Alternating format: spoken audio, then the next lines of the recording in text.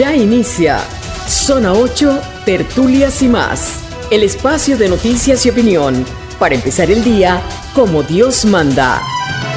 Zona 8, la experiencia informativa que realmente importa. Quedan con ustedes nuestros panelistas.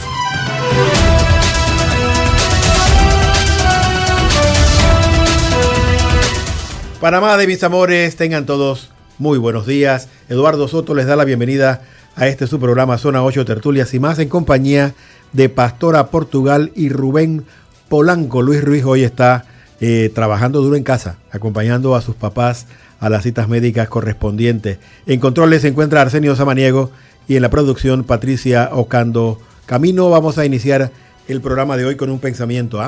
El coraje no siempre ruge. A veces el coraje es una voz tranquila al final del día que te dice, mañana lo intentaré de nuevo. Vamos a orar.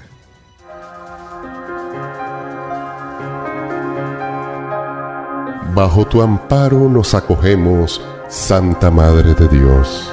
No desoigas nuestras súplicas que te dirigimos en nuestras necesidades. Antes bien, líbranos de todos los peligros, Virgen gloriosa y bendita. Amén.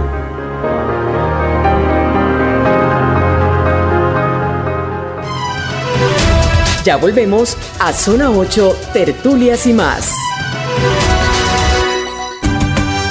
Profe es la Fundación Fraternal. Este año, la Fundación Profe celebra 25 años de trayectoria, coincidiendo con el Jubileo de la Esperanza. Un cuarto de siglo promoviendo valores cristianos en el ámbito laboral e invitando a la solidaridad cristiana. Profe quiere ayudarte a ti a hacer el bien y a respaldar las obras de misericordia de la Iglesia en Panamá.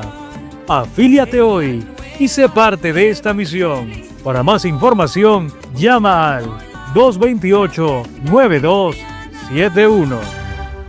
Ya tomamos los remos, ya tomamos los remos. Siga con nosotros en más de Zona 8, Tertulias y más. El invitado tiene la palabra. En el día de hoy nos acompaña la licenciada Ana Patiño, y es economista, profesora universitaria, y vamos a analizar a través de los ojos de ella y de su intelecto la Ley 462 orgánica del Seguro Social, que pone nuevas reglas del juego en el tema de la seguridad social. La profesora Patiño estuvo aquí en el Arzobispado de Panamá hace unos días y presentó en más o menos 45 minutos, una hora, su visión de esta ley después de estudiarla. Y vamos a hacer un resumen para ustedes aquí en el programa de hoy. Profesora Patiño, bienvenida a los micrófonos de Zona 8, Tertulias y más. Los oyentes de Radio Hogar le dan la bienvenida. Vamos a iniciar por preguntarle lo siguiente. ¿Esta ley abordó el tema de la seguridad social o abordó solamente o le puso más énfasis al aspecto financiero y ya? Ayúdenos a mirarlo por ahí primero. Adelante. Buenos días, muchísimas gracias por la invitación a su programa en Radio Hogar, estimado Rubén Polanco, el señor Soto y todos los compañeros de Radio Hogar. Realmente sí, es delicado el tema, tratar de comprender una ley tan amplia y todas las reformas que implicaron más de 240 artículos que se han reformado en la Ley 51, no se pueden abordar en 45 minutos o una hora. Sí. Pero sí, concretamente en cuanto a su pregunta, totalmente cambia el sistema de pensiones. El modelo de pensiones solidario pasa a ser un sistema de cuentas individuales, independientemente de que se llame sistema de capitalización solidario, es un modelo de cuentas individuales que no tiene aquella solidaridad intergeneracional que tenía el modelo de pensiones de sistema de reparto definido, de beneficio definido. Sí. Él cambia y tenemos otra estructura de pensiones. Profesora, ese hecho por el que usted inicia es trascendental en este momento. Eso es muy importante, ¿no es cierto? Sí, mire, nosotros al inicio de toda esta discusión planteábamos que se debería analizar las reformas a la Caja del Seguro Social, a la ley integral de la Caja del Seguro Social, separado del análisis del modelo de pensiones. Porque el modelo de pensiones era neurológico, o sea, era la parte central, porque es lo que les interesa a las personas saber cuál es su monto de pensión, con cuánto se van a jubilar.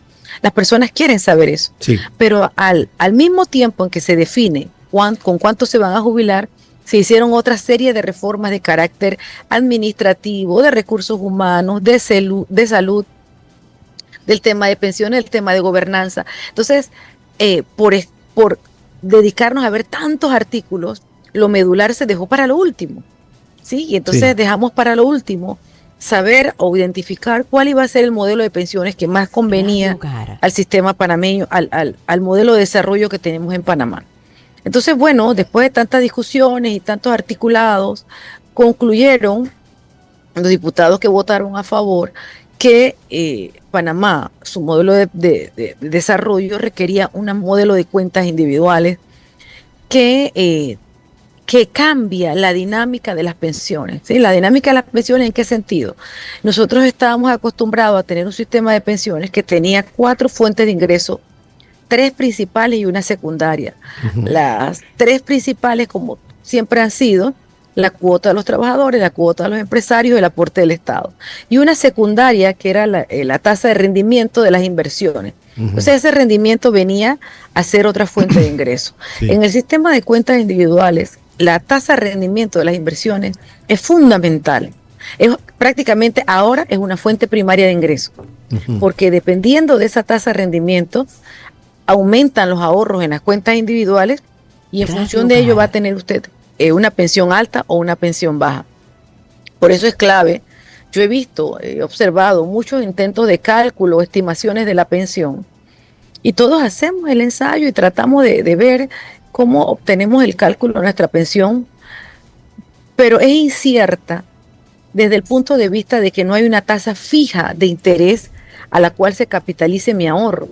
Entonces, al no tener una tasa fija, es difícil pronosticar en 25 y 30 años cuánto va a ser el monto de una pensión. Entonces, el cálculo dificulta que los cotizantes o asegurados y futuros pensionados puedan conocer cuál va a ser su monto de pensión. En tanto que en el modelo anterior, el sistema de beneficio definido, precisamente era definido. Las personas sabían con cuánto se iban a jubilar, porque lo único que tenían que hacer era tomar el promedio de sus 10 mejores años de salario y eso lo multiplicaban por 60% y ya sabían cuál era su pensión. Era sencillo. Bueno, yo sabía que mi promedio de salario era 1,000 balboas, de mis 10 mejores años de salario, y eso lo multiplicaba por 60% y yo sabía que mi pensión era $600, que ya de por sí era baja. Sí, claro.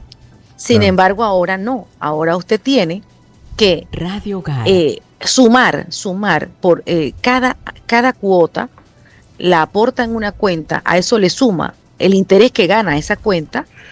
Cuando tiene su sueldo total al final de 25 o 30 años, eso lo divide entre 1,000 y lo multiplica por el factor de pensionamiento, que es un factor que se ordena de acuerdo a las edades de las personas.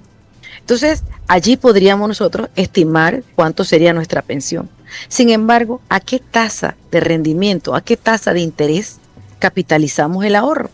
Es la pregunta, porque eso no está fijo en la ley. Entonces es especulativa, eso depende de si las inversiones le fue bien o a las inversiones le fue mal. Y por otra parte también, ¿por qué factor lo vamos a multiplicar? ¿Por qué factor de pensionamiento vamos a multiplicar mi cuenta? Todos vamos a querer multiplicarlo por un factor más alto. Si a mí me dicen que mi pensión de $600 o de $400 la puedo multiplicar por un factor de 3, de 4, de 5, de 6 o de 7, yo voy a preferir multiplicarla por un factor alto para obtener una mayor pensión. Entonces, todos estos factores inciden al momento de estimar el monto de la pensión que vamos a tener. El problema es que para obtener un mayor factor de pensionamiento, usted debe tener mayor edad. Mientras más edad tenga usted, mayor factor de pensionamiento va a tener y por ende va a tener una pensión más alta o más baja. Por supuesto, las personas van a querer un factor alto, por tanto no se van a retirar del empleo. Y si no se retiran del empleo, esto atenta contra el empleo juvenil. porque los jóvenes no van a encontrar empleo, porque los adultos mayores van a permanecer en sus puestos con la esperanza de acumular un mayor factor y tener una pensión mayor. Es por eso que indican algunos que en la práctica es un aumento de la edad de jubilación disimulada. Yo diría que es un aumento de la edad indirecta, ¿sí? Okay. De manera directa le dicen que se mantiene en 57 años la edad de las mujeres y 62 la edad de los hombres. Pero indirectamente le dicen a través de una tabla que no hace distinción para sexo, las edades, creo que tienen desde los 35 hasta los 80 años. Y el factor va creciendo a medida que crece la edad. Y entonces esto es un aumento indirecto. E incluso escuché en algún momento al subdirector de la Caja del Seguro Social en el periodo anterior, Francisco Bustamante, que planteaba que usted se podía retirar cuando usted quisiera, ¿sí? Y entonces yo le decía, no se puede retirar cuando usted quiera, porque tiene que, le hacen una penalización o descuento por haberse retirado antes.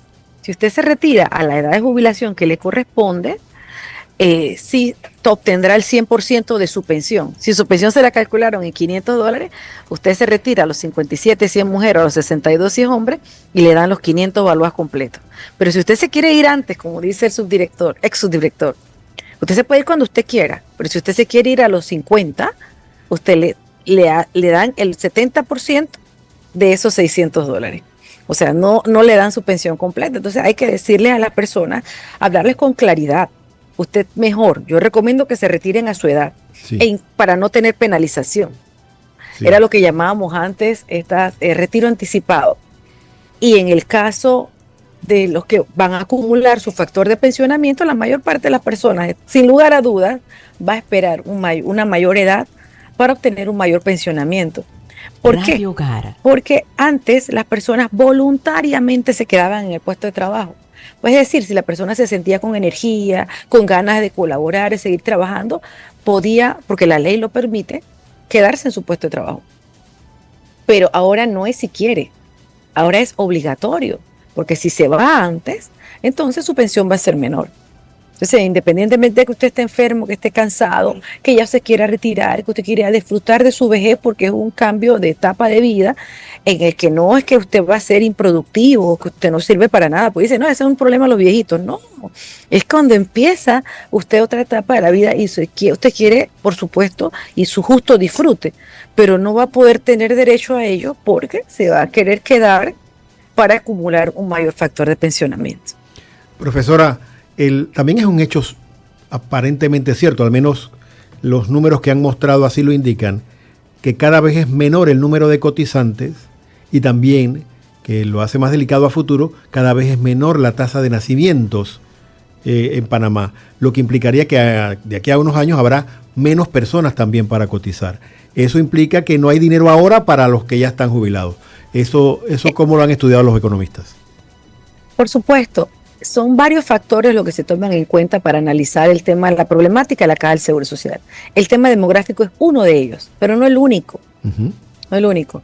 Fíjese que siempre nosotros planteamos que el mercado laboral tenía mucho que analizarse en este tema de la Caja del Seguro Social. Por ejemplo, en la informalidad, actualmente con cifras del INEC a 2024, prácticamente el 49.3% de la población, la mitad de la población trabajadora es informal.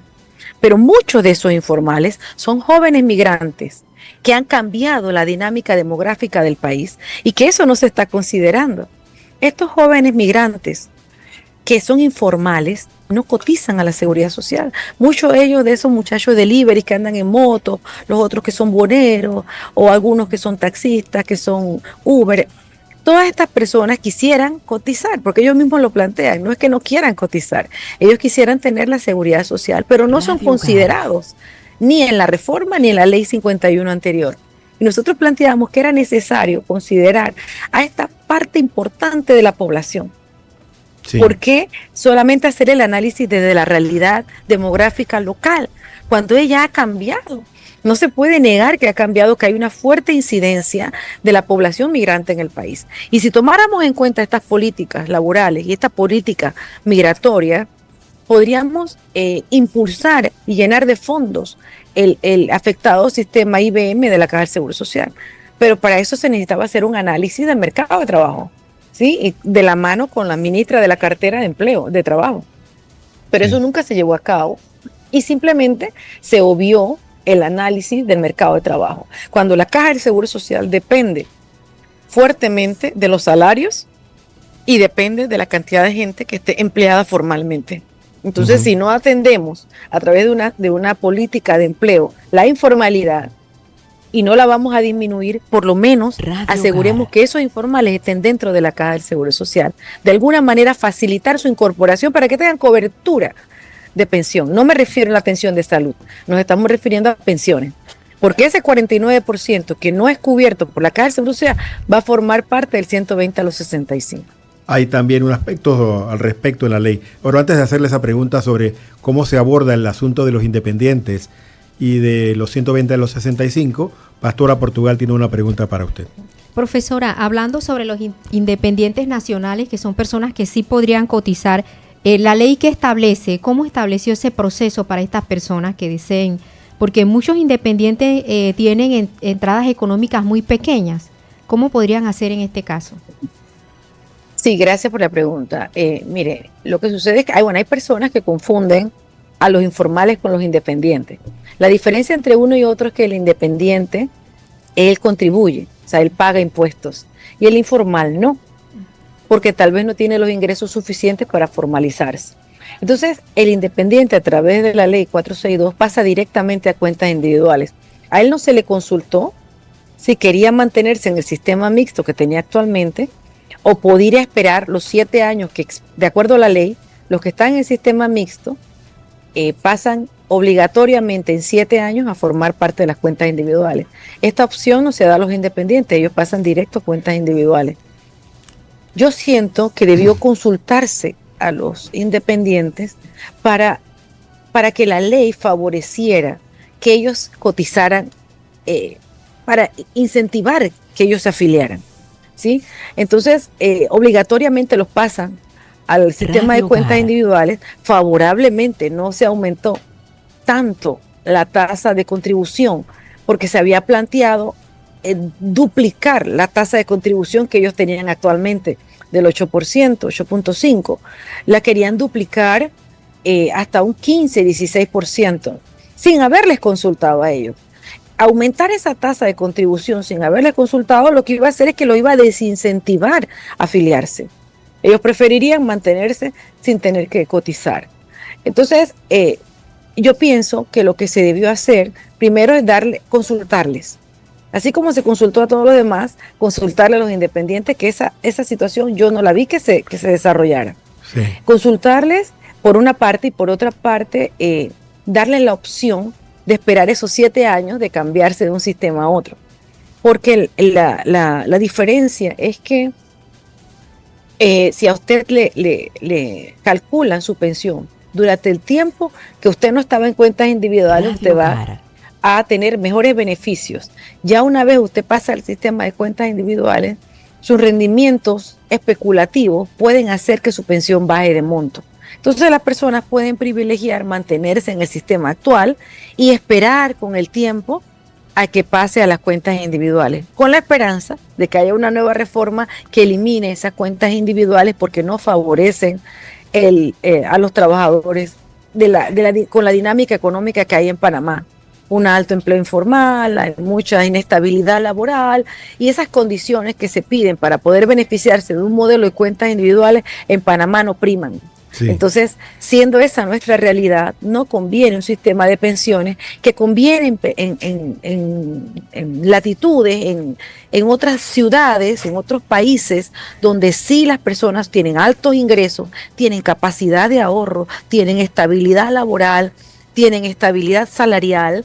Entonces, esas personas, allá sí les convendrá las cuentas individuales. Pero acá en Panamá, donde la dinámica es que cada 5 años viene un gobierno y destituye a un montón de funcionarios públicos, donde hay una alta tasa de informalidad, donde los jóvenes tienen una tasa de desempleo del 18% y peor la mujer joven que tiene una tasa de desempleo del 30%, En esta realidad de mercado de trabajo no conviene una cuenta individual. Y con los bajos ingresos de la población, poco podrían acumular en una cuenta y como la pensión depende de cuánto usted ahorre, si ahorra poco, su pensión va a ser poca. Entonces, no se le asegura a la población un 60% de su último salario, de su promedio, su salario de mejores años, sino que se le computa todo lo que usted acumuló en salario desde el primer trabajo, del primer salario hasta el último. Y por supuesto todos luchamos por mejores salarios. O sea, la gente se califica, la gente se profesionaliza, la gente tiene más experiencia y aspira a crecer salarialmente. Si inició con 400, 500 dólares, al final de su etapa de vida laboral aspiramos a tener más de 3.000, 4.000 balboas de salario. ¿Sí? Y entonces no pasa con las cuentas individuales que se le vaya a computar sus últimos mejores salarios, sino que se les promedian todo. O sea, todo va a una cuenta, donde cuenta desde lo más chiquito hasta lo más alto. Y si usted mete en el promedio una baja cuenta, un bajo salario, por supuesto, le va a salir una pensión menor. Profesora, pero además, en la cuenta individual establece que el salario máximo que se va a computar es 2.500. Independientemente de que usted tenga un salario mayor a 2.500, se va a computar hasta 2.500. Yo entendía que era que te iban a pagar pensiones hasta 2.500. Es que se va a calcular en base a 2.500. También. Sí, los dos fenómenos.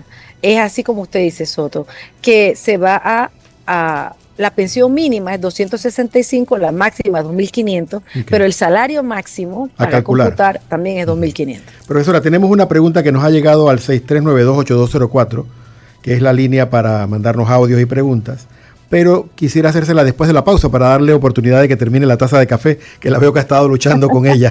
Vamos a la pausa y regresamos para darle oportunidad a la profesora. Adelante, Arsenio.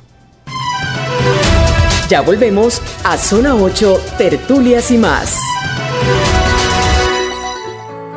El Hogar San José de las Hermanas de Calcuta, en Villa Zaita, invitan este 30 de marzo a su inauguración como centro jubilar, desde las 8 de la mañana, con Eucaristía transmitida por Fe TV, el canal de la Misericordia, y en todas las frecuencias de Radio Hogar, la voz de tu iglesia. Ayúdanos, San José.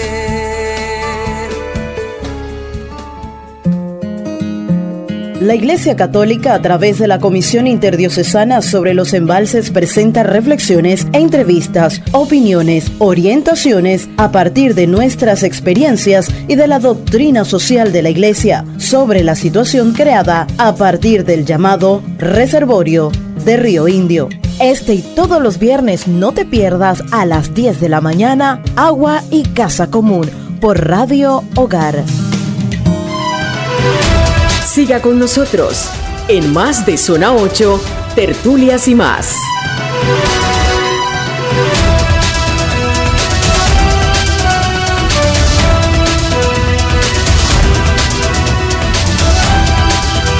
Tenemos con nosotros a la profesora Ana Patiño. Ella es economista y catedrática universitaria en la Universidad de Panamá, y estamos hablando de la Ley 462, la que rige ahora los destinos de la Caja del Seguro Social. Le decía que al 6392-8204, 6392-8204 nos llegó la siguiente pregunta. En el sistema actual de cuentas individuales, preguntan si las pensiones que se calcularán serán vitalicias, si te van a durar hasta que te mueras, o si se van a, cuando se acaba el ahorro, se acabó la pensión. Es la duda que tiene el oyente que escribió. Adelante. Sí, el sistema de pensiones de cuentas individuales que han aprobado en Panamá es un sistema que mezcla algunos, o sea, es un sistema, yo lo llamaría híbrido, porque no tiene las características que tienen todos los sistemas de cuentas individuales en América Latina, que son aquellos, como dice el radio oyente, que hasta que se agote su ahorro se le paga la pensión. El factor de pensionamiento hace las veces de una renta vitalicia y por tanto asegura que todas las pensiones de las cuentas individuales sean vitalicias. En la ley se establece claramente que todas van a ser pagadas hasta el último día. El que sea vitalicia es una característica que hace esta cuenta individual panameña distinta a los sistemas de cuentas individuales en Chile, en México, en República Dominicana, en Salvador, donde se han implementado, tiene esa característica distinta, ¿verdad? Que lo que hacen es que le aplican el factor de pensionamiento, un factor que es utilizado en las aseguradoras privadas, que no es nada nuevo, es algo que siempre se ha utilizado y ahora lo aplican por edad, ¿sí? Entonces, lo que ellos hacen es calcularle su expectativa de vida a través de este factor de pensionamiento y le dicen, mientras más cerca a la muerte usted esté, mayor le voy a pagar la pensión. Mientras más lejos de la muerte esté usted, menor le voy a pagar la pensión. Entonces, si usted se jubila a los 57 años, tiene una expectativa de vida larga. Por tanto, le voy a aplicar un factor menor para darle una pensión que alcance con su ahorro. Sí. Si yo estoy cerca de la vejez, de la muerte, a los 80 años, entonces le voy a pagar mayor porque usted tiene en su cuenta, puede pagar con su cuenta hasta que muera. Entonces ese factor de pensionamiento hace las veces de una renta vitalicia y le transforma lo que es, que le decían antes, se lo dividimos entre su expectativa de vida y hasta que se acabe el fondo. No, ya no. Ahora el factor de pensionamiento es el que juega esa figura, juega ese rol de calcularle directamente su expectativa de vida. Exactamente debajo del factor de pensionamiento hay un parrafito que dice que este factor de pensionamiento se va a actualizar. O sea, él puede disminuir o puede aumentar dependiendo de la demografía, de los cálculos del INEC, de la expectativa de vida. Si se dice que las mujeres vamos a vivir más y los hombres van a vivir más, entonces el factor de pensionamiento va a disminuir. ¿Por qué? Porque se ve que va a alargarse más la vida. No sé si me explico. Sí, claro que pero sí. es un tema complejo porque han hecho el cálculo de las pensiones complejas, pero la respuesta es sí, va a ser vitalicio.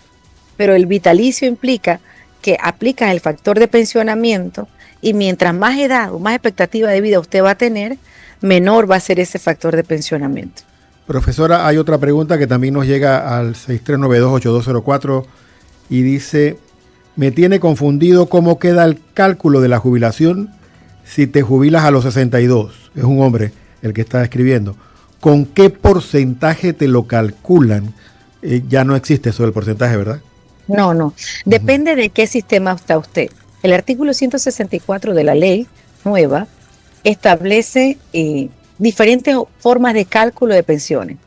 Una fórmula de cálculo si usted se mantiene en el sistema de beneficio definido. Otra forma de cálculo si usted pasa del sistema de beneficio a cuentas individuales.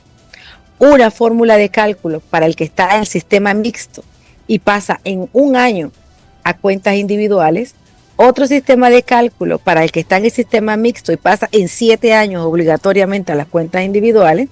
Y otro sistema de cálculo para el que entra en cuentas individuales plenas, que es el que entra a partir de 2025. El joven que entra a cotizar a partir de 2025, él entra en cuentas individuales plenas, puras. Entonces, depende de si usted es beneficio definido, depende si usted es sistema mixto, para entonces aplicarle la fórmula del cálculo de su pensión. Entonces, yo le podría plantear que, por ejemplo, una persona que es sistema de beneficio definido, que pasa a cuentas individuales, bueno, mal asesorado, por una persona que se haya equivocado y firmó aquel cuestión que me quiero cambiar de sistema, porque pensó que le iba a dar una mayor pensión a la cuenta individual y se pasa. Primero que esto es irrevocable, ya para atrás no puede echar. Así que mucho cuidado con las decisiones que van a tomar. Entonces, si usted decide pasarse a cuentas individuales, le van a calcular hasta el momento, hasta el 2025, con una tasa de rendimiento fija de 4%. Después de 2025 en adelante le van a aplicar la tasa de rendimiento especulativa, teórica, riesgosa, del mercado, que depende de las inversiones, ¿sí? Porque esa no es fija. Entonces allí el cálculo empieza a variar. También varía la tasa de descuento, la cuota patronal, porque le calculan hasta hoy, si usted es beneficio definido, 15%. Pero después de hoy, si pasa a cuentas individuales, le calculan 13.5%. O sea, que en el anterior le incorporarían el aporte, el aumento de la cuota patronal. Esos 3 puntos porcentuales que le van a dar, que los patronos van a aportar, esos no se van a contabilizar en las cuentas individuales. Las cuentas individuales van a llevar el 4.25 que aportan los empleadores y el 9.25 que aportan los trabajadores, o sea, 13.50. Eso es para todas las cuentas. Ujú. Aquellos 3 puntos porcentuales que los empleadores se aprobó por ley que se les aumenta la cuota patronal, esos 3 puntos porcentuales no se van a utilizar para calcular ninguna pensión individual. ¿Para dónde se Eso va? va directo, ese porcentaje va para el Fondo Único Solidario, que es el fondo que paga las pensiones bajitas, estas de 144 y 265. Ok. Esas pensiones no contributivas, para eso se va a utilizar ese dinero. Ok. Entonces, para estas personas, el cálculo de la pensión de beneficio definido, una vez pasa a cuenta individual, su monto de pensión va a bajar un poquito y el cómputo para antes de 2025 va a ser un poco mayor porque va a estar seguro rindiendo a una tasa de 4%. Radio Hogar. Profesora, háblenos de estas pensiones no contributivas y la diferencia con las contributivas. ¿Qué las hace diferentes? Porque hay muchas correcto. personas que están escuchando este programa que están posiblemente en ese Sí. terreno. El modelo de pensiones cambia a cuentas individuales y el cuentas individuales tiene 2 componentes. Un componente no contributivo y un componente contributivo. El componente contributivo, no contributivo, tiene 4 formas. Tiene 2 pensiones, una pensión de beneficio mínimo universal y una pensión de beneficio solidario. Dentro de esas pensiones no contributivas hay 4 métodos de cálculo. Eso lo dice el artículo 157. Ujú. El primer método de cálculo es para aquellas personas que tienen menos de 120 cuotas, tienen 65 años, ellos van a recibir menos de 144 balboas, una pensión menor a 144 balboas. Aquellas personas que tienen más de 120 cuotas y menos de 240 cuotas y tienen 65 años, van a recibir una pensión igual a 144 balboas. Aquellas personas que tienen más de 240 cuotas van a recibir 265 balboas como pensión mínima, ¿sí? Entonces, lo que se establece acá es que podría ser, a nosotros nos lleva a la duda, de que podría ser de que estas personas que tienen menos de 120 cuotas, porque no dice mínimo, no dice cuántas debe tener mínimo, Sí. entonces puede ser por lo menos una.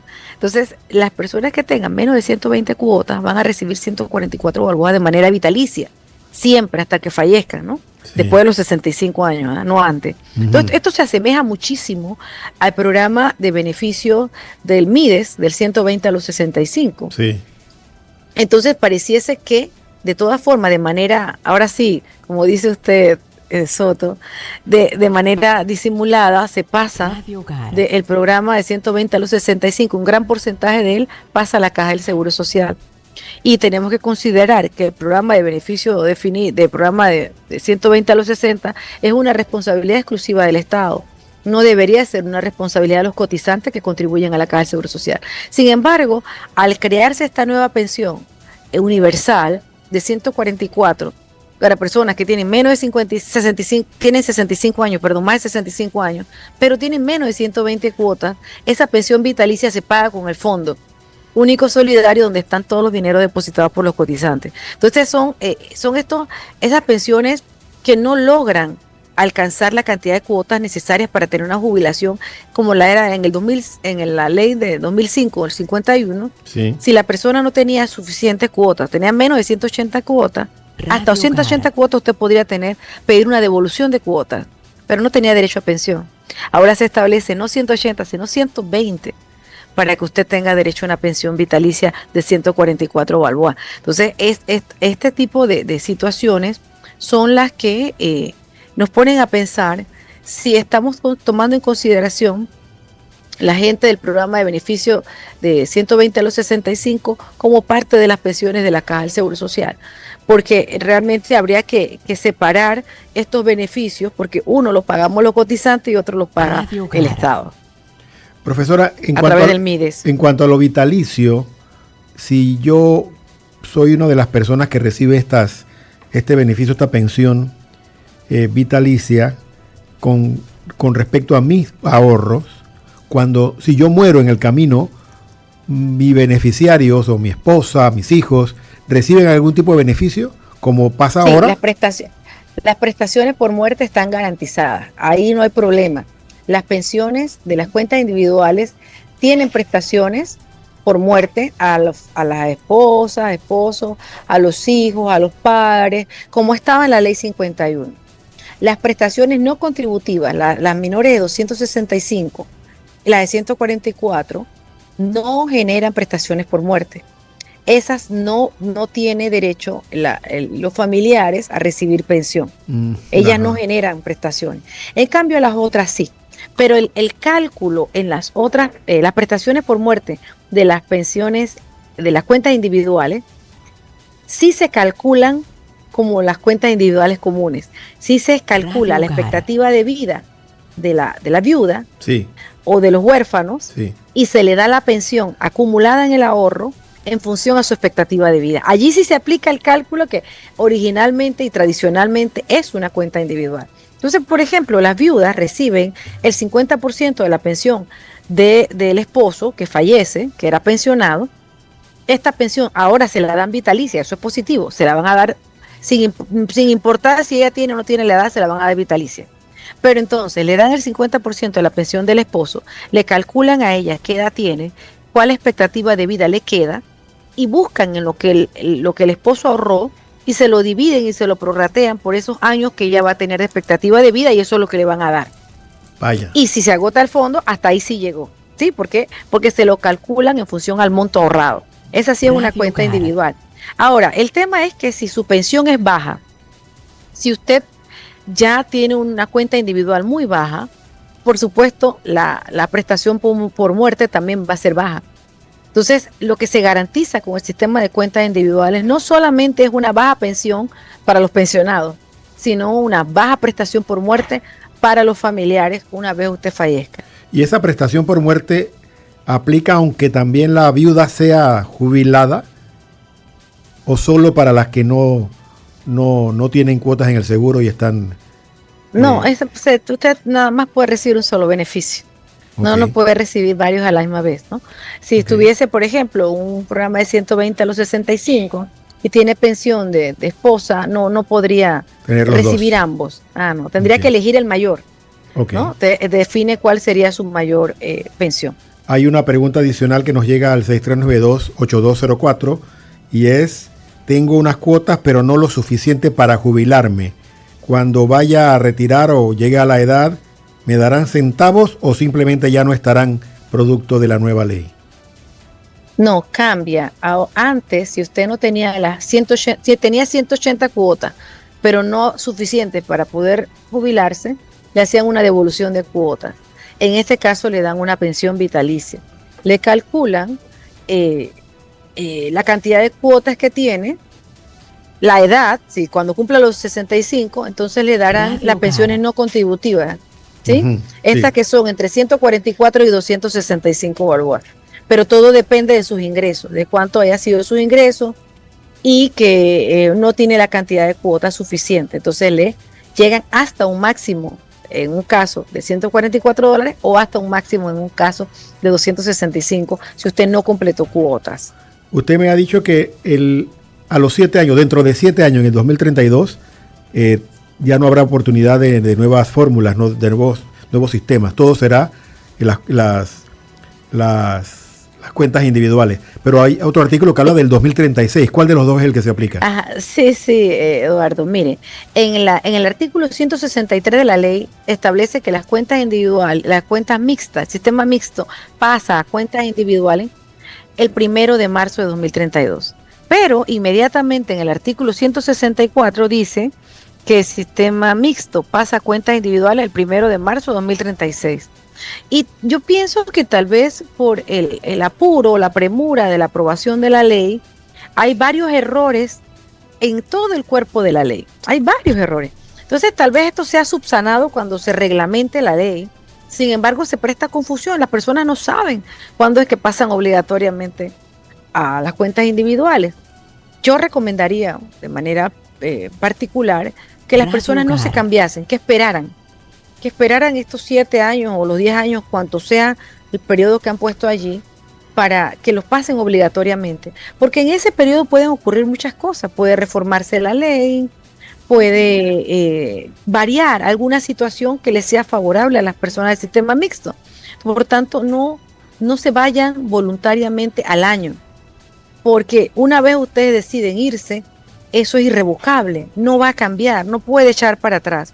Entonces es mejor que se mantengan en su sistema porque el artículo 163 implica que esta opción de cambio es irrevocable. Y una vez usted opte expresamente por participar en ese programa, lo van a pasar para allá y le van a calcular una pensión a una tasa de rendimiento especulativa.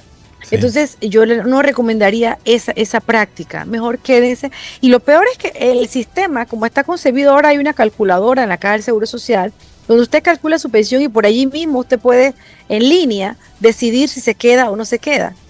Esto es muy, yo diría que hasta peligroso, porque las personas mal orientadas simplemente hacen un clic y mandan la información y se pasan de un sistema a otro sin haberlo evaluado con tranquilidad, con seguridad y estar seguros de la decisión que van a tomar antes de cambiarse apresuradamente porque la calculadora le dice que le van a dar una pensión alta. Sí. Sí, entonces no deben tomar esas decisiones en base a porque eso puede variar. ¿Y por qué les digo? Miren, el tema de las inversiones es muy...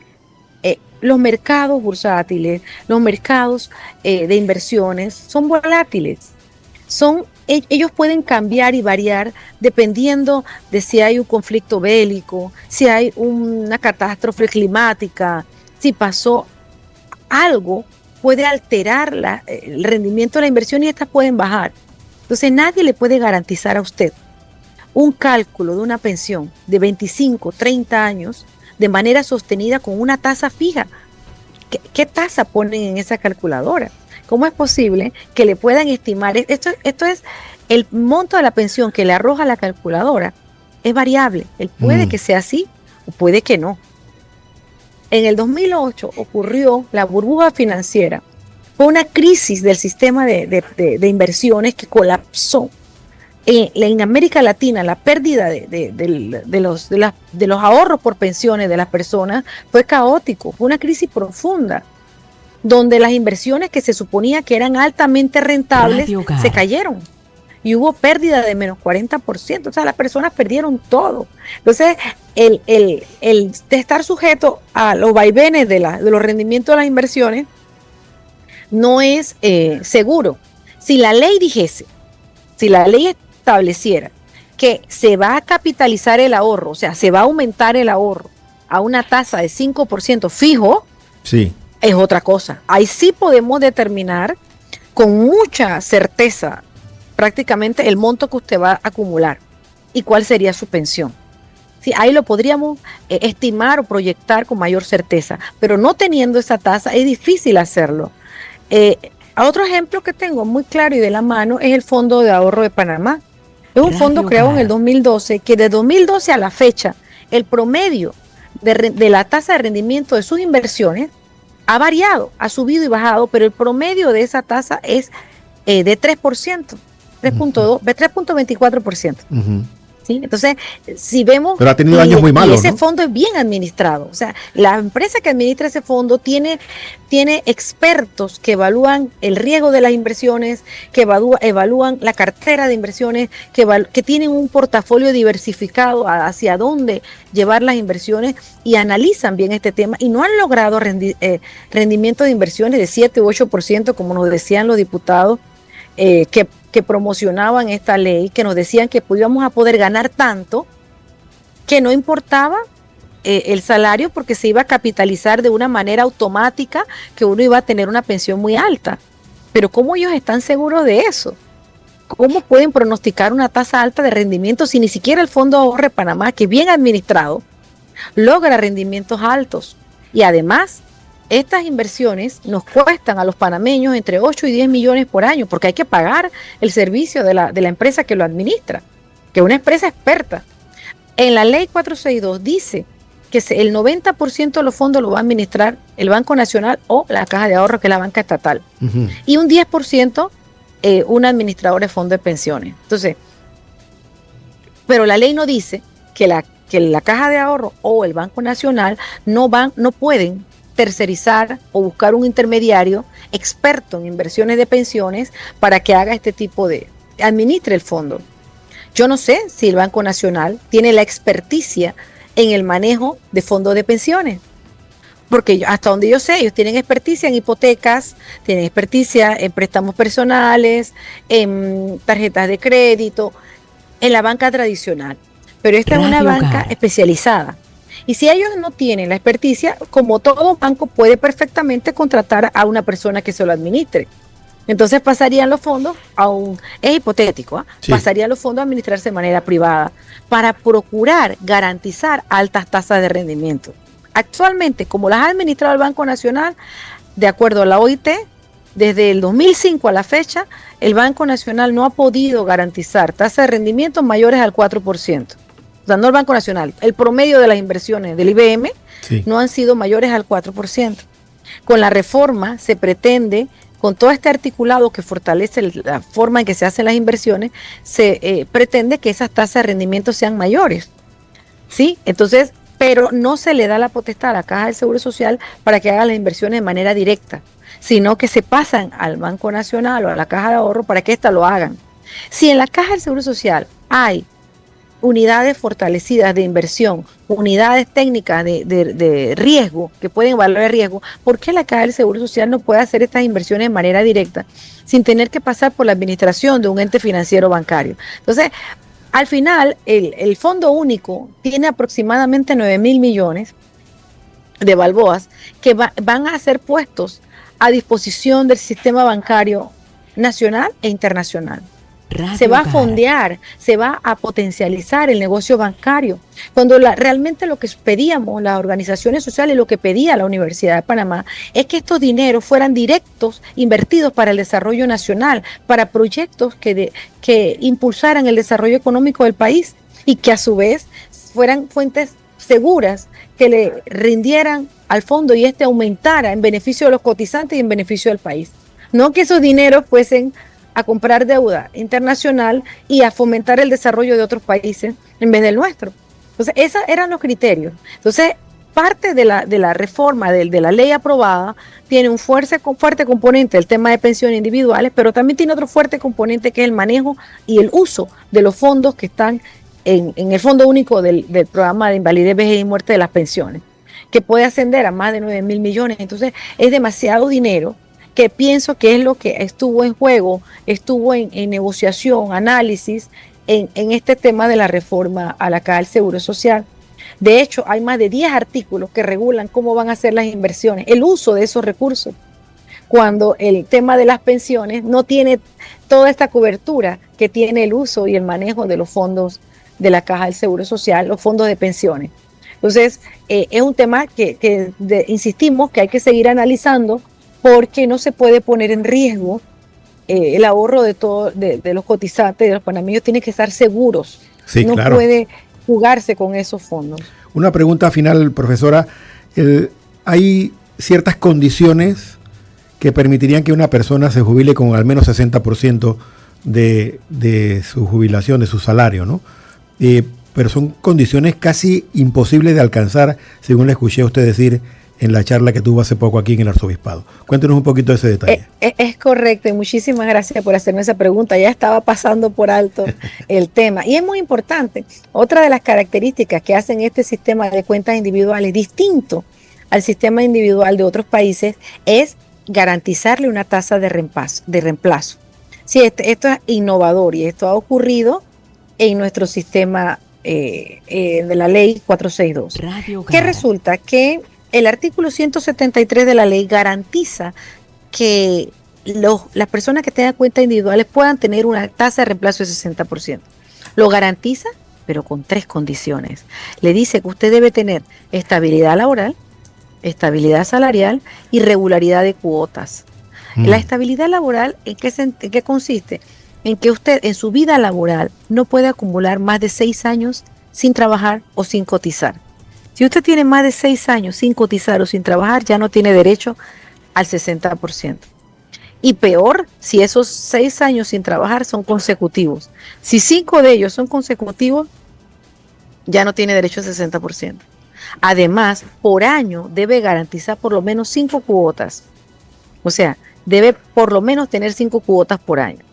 Con el mercado de trabajo panameño, que es altamente inestable, que no tenemos seguridad, que hay mucha informalidad, es difícil, y además una alta tasa de desempleo, es difícil lograr cumplir con esta primera condición de estabilidad laboral. Entonces, una segunda condición es la estabilidad salarial. Le dicen a las personas que su salario no puede variar abruptamente en 30% en 5 años consecutivos. O sea, usted no puede aspirar a que su salario aumente, por ejemplo, de 1,000 a $1,350 en 5 años, porque eso haría que usted no tuviese derecho a la tasa de reemplazo del 60%. Entonces, ellos lo que dicen que debe usted mantener un salario estable que suba cuando mucho 20%, 25% en 5 años. Esto desincentiva a las personas, porque las personas, los trabajadores que hacen, se califican, estudian más, se preparan, se tecnifican, tienen más experiencia y eso lleva a que vayan aumentando su salario a través del tiempo. Si favorablemente la población, ojalá toda pudiese tener estos cambios abruptos de salario en 30%. Yo desearía que todos tuvieran este aumento salarial en base a su calificación o en base a su experiencia de trabajo. Pero decirle que no se puede, porque si usted le pasa eso, que sería bueno, sería malo porque no podría tener acceso al 60%, es desincentivar a la población. ¿Para qué voy a estudiar si me van a aumentar el salario? Y si me aumentan el salario, entonces no tengo derecho al 60%. Es como contradictorio. Y por último, como si todavía no fuera suficiente, le dice que ustedes deben que tener regularidad de cuota. Usted tiene que haber acumulado, de las 240 cuotas que le piden, usted tiene que haber acumulado las 120, la mitad, por lo menos durante sus primeros 20 años de trabajo. Si no están acumuladas ahí, no tiene derecho al 60%. Okay. La gente pregunta, ¿pero por qué ponen estos requisitos para esta tasa de reemplazo? ¿Por qué no la dan simplemente y ya? Y las personas pueden tener su beneficio definido. Sería una forma de tener un beneficio definido. Y al último parrafito del artículo 163 dice, en los casos en que se detecten cotizaciones irregulares que afecten la acumulación del fondo o distorsionen el cálculo de los beneficios, no se otorgará la garantía de la tasa de reemplazo del 60%. O sea, ellos hacen esto para poder calcular la pensión, para tener un cálculo no distorsionado según ellos.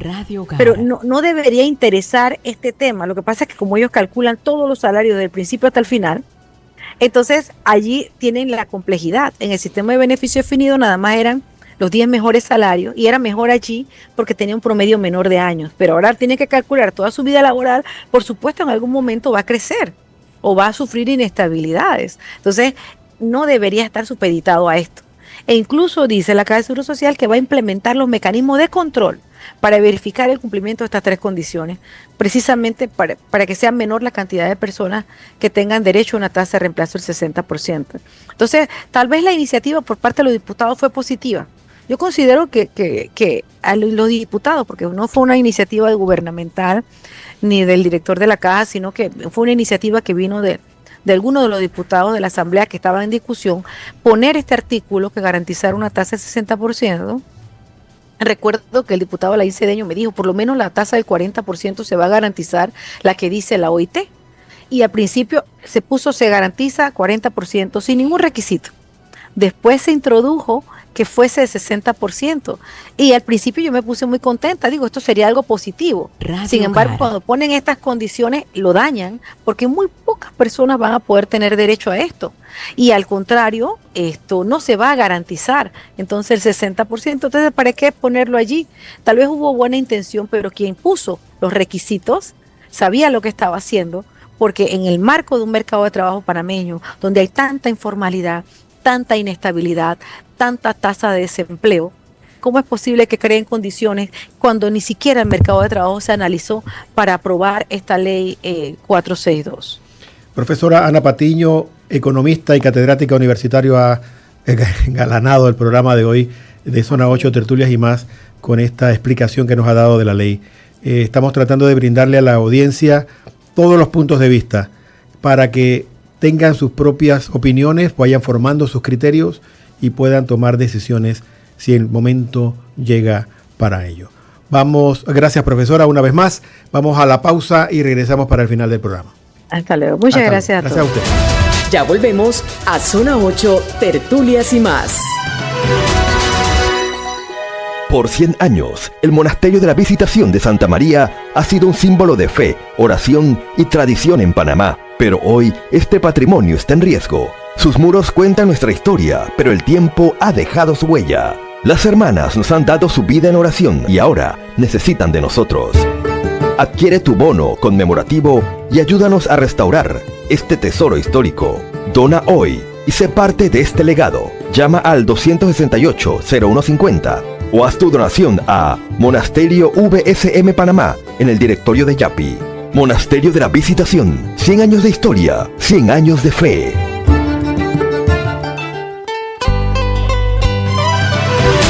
Siga con nosotros en Más de Zona 8, Tertulias y más. Café y titulares.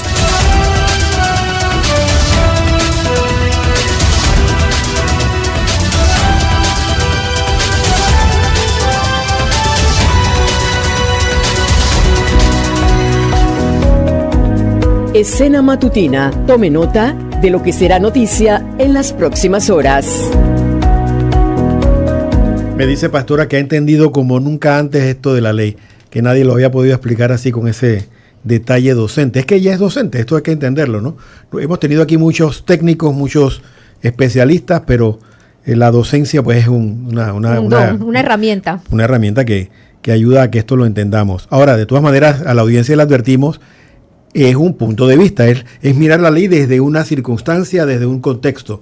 Hay que escuchar todo lo que se está diciendo, siempre y cuando venga de fuentes de alto nivel como este que hemos presentado en el día de hoy, para poder tomar nota de cada punto de vista bien documentado y bien formado. Les recuerdo que tenemos al clero nacional, el clero arquidiocesano en un retiro que termina mañana, y están pidiendo oración por eso cada día, para que salgan de ahí revitalizados y más santos todavía, ¿no? Para tenerlo así. Así que ahora, al final del programa, Arsenio, terminamos con esa oración por los sacerdotes para que se mantengan fieles al llamado que les hizo Dios. ¿Tenemos alguna otra noticia? Bueno, no pudimos pasar los titulares porque se nos consumió todo el tiempo en este tema. Está el presidente Mulino en su conferencia de prensa de todos los jueves. ¿Puedes hacer algún resumen breve de lo que ha dicho hasta ahora? Tuve algunos inconvenientes acá con el dispositivo móvil y no lo he podido seguir. Tengo que verlo ahora retransmitido, a ver qué dice, pero seguramente mañana le tendremos todos los detalles de lo que ha manifestado el presidente José Raúl Mulino hoy. Me ha llegado. Está hablando del tema de las auditorías, los puertos, sobre lo de la mina de cobre y Martinelli. Así que me llega una nota respecto de esta conferencia de prensa. Dice que el presidente pidió que le caiga todo el peso de la ley a los funcionarios que se negaron a atender un estudiante de Capira, del IPT de Capira, que acudió a la ULAP de Capira y no pudo ser atendido porque se rechazaron la atención. El que no quiere trabajar, que se vaya. Eso no nos ayuda a las quejas que a nivel nacional de malos tratos tenemos en la Caja del Seguro Social, dijo el presidente de la República. Eso creo que es así. También estaba hablando, ha manifestado sobre la visita oficial que tendrá mañana al país el presidente de Colombia, Gustavo Petro. Llegará alrededor del mediodía. Habrá una reunión bilateral entre ambos presidentes, tanto el de Colombia como el de Panamá, un almuerzo, y posteriormente viajará a su país. Será un encuentro breve, son temas puntuales, dice que tienen agenda. Así que eso, entre otras cosas, allí de lo que ha hablado más o menos Molino, de lo que nos está llegando. Pero reiteramos, mañana le ampliaremos más detalles sobre esto, porque la verdad que estuvo bastante interesante la explicación de la profesora Ana Patiño. Sí, claro que sí. Bueno, les invitamos a que nos contacten mañana. Vamos a tener este análisis de todo lo que ha estado pasando y contamos con su audiencia para poder que haga sus preguntas también, como han hecho hoy, y sus comentarios a través del 6392-8204. Eduardo Soto, Pastora Portugal, Rubén Polanco les dan las gracias por su sintonía. Los esperamos mañana en compañía de Arsenio Samaniego y Patricia Ocando Camino. Será hasta mañana. Hasta aquí, Zona 8, Tertulias y más. El espacio de noticias y opinión para empezar el día como Dios manda. Les esperamos en la próxima edición de Zona 8, Tertulias y más.